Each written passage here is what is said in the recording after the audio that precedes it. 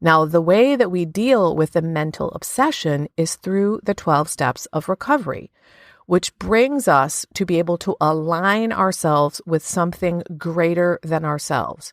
We need a power greater than ourselves to put down the substance, and we need a power greater than ourselves to power the journey through the 12 steps, and we need a power greater than ourselves to turn things over to, so that we don't feel like we're responsible for the entire fucking universe. Hi, I'm Barb Nangle. I want to welcome you to my podcast, Fragmented to Whole: Life Lessons from 12-Step Recovery, where I help people heal their emotional, psychological, and spiritual wounds and make deep, lasting changes in their lives. I'm the founder and CEO of Higher Power Coaching and Consulting, LLC, where I coach people on how to develop healthy boundaries. On this podcast, I share my experience, strength, and hope from recovery. I don't support or endorse any particular 12-step recovery fellowship, and I don't claim to speak for any particular 12-step fellowship. I also don't believe that 12-step recovery is the only way to recover. You might need additional help. My hope is that you'll find my words concretely helpful in improving your life, whether you're in recovery or not. This is episode 165, what most people don't know about physical addiction and process addiction. I was listening to another recovery podcast the other day, and one of the people on it mentioned how when they were in the active throes of their addiction, they had no idea where to look for resources. And they asked the people to share on their live stream that gets turned into a podcast about addiction, because you never know who's waiting to hear the message.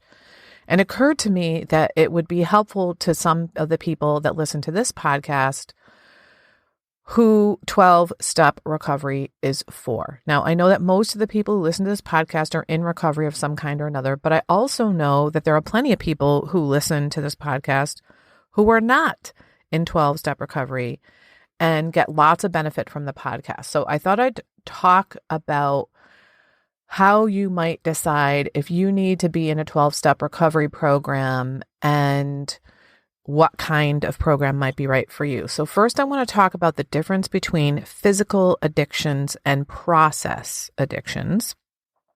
A physical addiction is what most people think about when they think about addiction. There's some kind of substance that the addict is physically dependent on, like alcohol, drugs, or food. They may or may not have withdrawal symptoms when they stop taking this substance in. And then there's process addictions, which are also known as behavioral addictions. And this is when we have a compulsion to engage consistently in a behavior despite the extreme negative consequences related to that behavior. So this is things like gambling, codependence, sex addiction, etc. The big difference between process addiction and physical addiction is the lack of physical dependence on a substance for process addictions. They're both addictions, though, because of the compulsive behavior. They both require treatment, attention, and care. So I'll start by talking about physical addiction, and I'm going to use alcohol as the example because Alcoholics Anonymous is the mother program from which all other 12-step recovery programs branched. And many fellowships use Alcoholics Anonymous literature so people can understand that. And I would say that most people have at least heard of alcoholism and probably know someone who has an alcohol problem, even if that person is not a full-blown alcoholic. So what I say is something that most people will be able to relate to, even if that's not you. I didn't know until I got into recovery that addiction is a twofold illness where there is a mental component and a physical component. And it helped me enormously in my own addiction recovery to understand this part of the disease for myself, first of all, but also for others. I remember my brother getting into AA when I was in my early 20s. He had a drunk driving accident in which he should have been killed, but he didn't. And he didn't get a scratch, as a matter of fact. And he went into rehab the next day. And when he started in recovery, which, by the way, he did not continue with, He said alcoholism is a disease. That was the first time I had ever heard that. And I remember thinking at the time that calling it a disease was like an excuse for him. But on some level, I could also see that there was something very different about the way he drank and the way that many other people drank. Lots of my friends drank abusively, as did I, but not like him. He was one of those really sloppy, falling down, spittle coming out of the mouth, completely slurring his words kind of drunks who wreaked havoc every single time he drank. But I still felt like it was an excuse for him at the time. But then I learned that there is this physical component whereby when you ingest the substance you're addicted to, in this case, we're talking about alcohol, you have an abnormal reaction. Another word for an abnormal reaction is an allergy. The AA Big Book says we have an allergy of the body, and it works like this. When a normal person drinks alcohol, they have a limit and they're able to stop there. But for the alcoholic, the abnormal reaction is that when you ingest it, you want more. Your body craves more, and it doesn't matter how much damage the alcohol has done to your body or your life or your relationships. Your body craves more. And the only way to overcome this physical aspect of the addiction is to not ingest the allergen. In other words, you have to abstain from drinking the alcohol. Once you drink, you activate that allergy, and the body has a physical craving for more that is just insatiable. When you stop ingesting it, your body stops craving it after a time. This is also true for other substances besides alcohol. Sugar can have that impact, cocaine, meth, heroin, benzos, etc.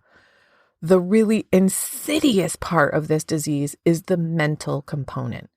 And that is, we have a disease that tells us we don't have a disease.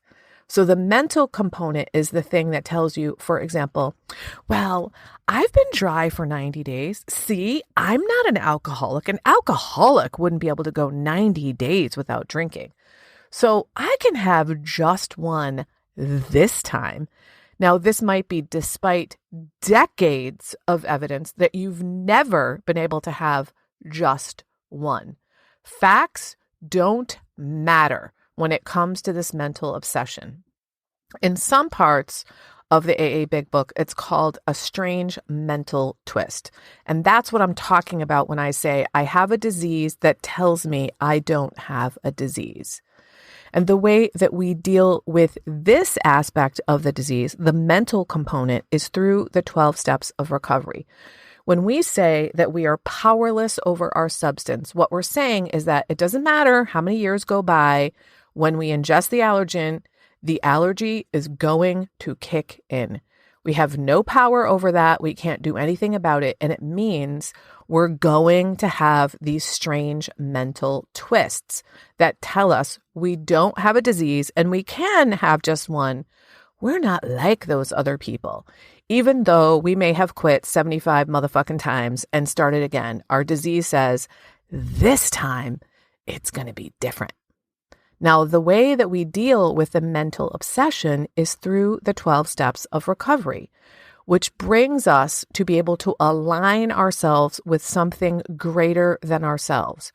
We need a power greater than ourselves to put down the substance, and we need a power greater than ourselves to power the journey through the 12 steps. And we need a power greater than ourselves to turn things over to so that we don't feel like we're responsible for the entire fucking universe. We need a power greater than ourselves to guide our decision making. And that entire journey is meant to get us to be able to practice the principles of 12-step recovery in all our affairs. In other words, to live in a spiritual alignment with the universe. Some of these principles are honesty, open-mindedness, willingness, hope, faith, courage, integrity, self-discipline, service, many of which we may have held before we got in recovery, but were incapable of living in alignment with. Once we've gone through the 12 steps of recovery, if we've done a thorough and honest job, we're then able to practice these principles in all our affairs. In other words, we're able to be mature, emotionally sober, kind, decent, caring human beings who contribute to society. And when we're able to do that, we can feel proud about ourselves, good about ourselves, and know we're doing the best we can. And it's so much easier to stay sober when we do all those things. We're also connected to other human beings and to our higher power when we're in recovery. And humans are wired for connection. One of the things we say in 12-step recovery all the time is the opposite of addiction is connection.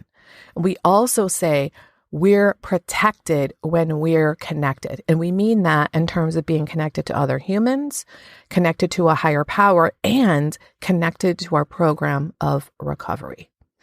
Now, a little bit about process addictions. These are mainly about the mental obsession, though there can be a physically addictive component in terms of what some call the inner drugstore. That is, we may get a rush of adrenaline and cortisol and all those other inner chemicals when we engage in our obsessive and compulsive behaviors. If we've grown up with our systems activated like this all the time, in other words, in fight or flight mode, that activation of our system makes us feel alive. When we don't have that internal drugstore activated, when we don't have those chemicals buzzing through our systems, we feel bored. Or maybe we even feel like we're not even alive. This is why sometimes people reject people who are healthy and have healthy boundaries as candidates for dating when they're actively in their addiction because they think they're boring. Going through the 12 steps of recovery helps us to understand that the sense of peace we feel when we get into recovery is actually calmness. It's not boring. It's actually healthy. And we want to get to that, but it takes time to be able to get used to that. When I did the 12 steps in my main program, which is about a process addiction, one of the women had been sober in AA for like 12 years before that. And it wasn't until she got into this program that she started to get a measure of peace. And she was like, what is this peace shit? It was so fucking foreign to her that she couldn't handle it at first. We need the 12 steps of recovery for the process addictions just as much as we need them for the physical addictions. Now, I hope that me laying this out has helped you to get an understanding of addiction. I know that I really didn't get addiction until I got into my second recovery program, which is for a physical addiction. Like I said, I thought my brother was making an excuse when he said alcoholism was a disease because it's different than diseases I was familiar with, like diabetes or smallpox. Now, there are a lot of people out there, even medical professionals who don't understand that there is not just the physical dependence, but also the obsessive thinking that goes along with it.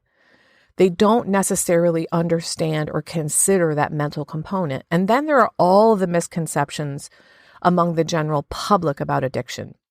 There is a ton of stigma based on the false belief that addiction has to do with willpower, as if people are choosing to wreck their bodies, their minds, their lives, and their families and their careers. I will leave links in the show notes to a bunch of the most common 12-step recovery programs in case you need them. And then I also have a resources page on my website, which I will also link. There, I have links to some of my favorite recovery resources, as well as some non-recovery resources you might find helpful. If you are struggling with an addiction yourself, you are not alone. Help is available, and there are other people just like you who are recovering every day. And if you have a loved one who is struggling with addiction, you are also not alone. There's help available for you too, and you deserve help just as much as they do. I was recently reminded by a friend that when I first started recovery, I didn't feel lovable. I almost can't believe that I used to feel that way, and that I kind of forgot something so profound because I truly love myself now. And I want that for everybody. If you don't love yourself, there's literally nothing that can make up for that. I created something exclusively for my private clients since many of them don't love themselves. And I've now opened up my private vault to share it with up to 10 people individually. It's called the Self-Love Sprint. You'll grow to love yourself and truly feel worthy, so you can stop saying yes when you really want to say no, stop neglecting yourself and putting everyone else first. Stop saying all kinds of nasty shit to yourself. That is not what people who love themselves and feel deserving do. You'll stop being afraid that others will think that you're selfish for taking time to care for yourself. This is also for you if you don't really know who you are because you've always been such a fucking chameleon.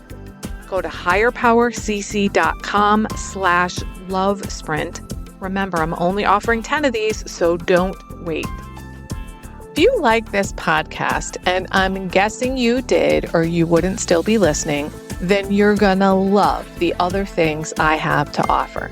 If you'd love pre-release podcast scripts and episodes before anyone else gets them, or if you'd love access to content from my private vault that I developed exclusively for my private clients, which is like having a work session with me without me actually being there, go to patreon.com/higherpowercoaching. There are 3 tiers ranging from as low as $4 up to $24 a month. You'll also love my weekly newsletter, Friday Fragments, which has content very similar to the podcast. You can check it out at fridayfragments.news. That's fridayfragments.news. Please like and subscribe to my podcast on your favorite podcast outlet. I'd also love it if you'd leave a review, which you can do either in the show notes or on Apple Podcasts. It really helps other people find my podcast so they can get the benefits you've gotten from listening. If someone came to mind when you listened to this particular episode, please share it with them. And my favorite place to hang out on social media is Instagram. I'm at Higher Power Coaching. Please DM me there. I'd love to hear what you got from this episode. I run group and private coaching programs on building healthy boundaries. Whether you need help with boundaries in your personal, professional, or romantic life, I can help. Head on over to barbchat.net, where you can hop onto my calendar for a free 30-minute Better Boundaries consultation. My ideal client is someone who is ripe for change. If that's you, I would love to work with you. My goal with all my work is to help you make lasting changes in your life like I've made deep, lasting changes in my life. Remember, it's never too late to recover. No one is beyond hope, and healing is possible. Thanks for listening.